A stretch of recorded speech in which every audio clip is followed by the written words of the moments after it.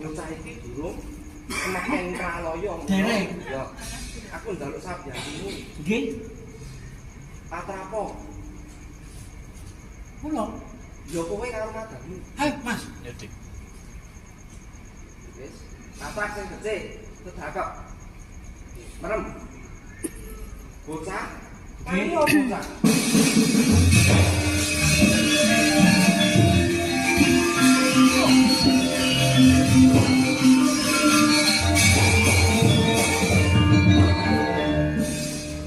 Otak banget ini.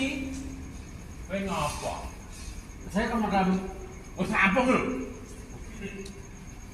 Kok kowe iso tangi?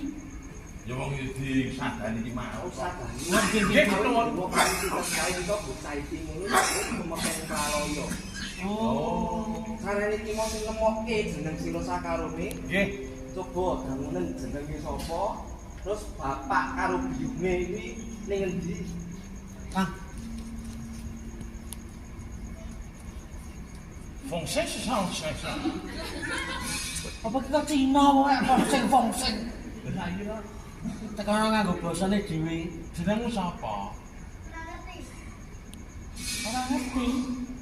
Gimana? Iki ra nggo KTP apa nih? Bocah sampeyan KTP.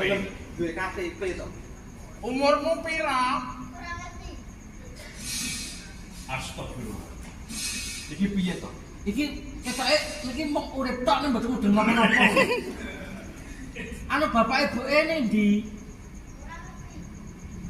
Duh, pripun iki? Ora ngerti terus. Kowe ya ora ngerti. Kowe sapa?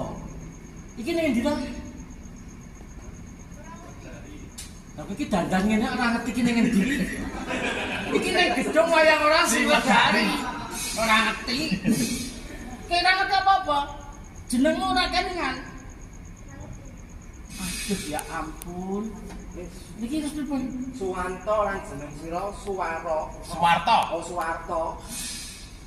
Sarene bocah iki ora mangerteni bapa lan ibune. Nggih. Jeneng sira tak keparangake. Bali ana ing karang padesanmu.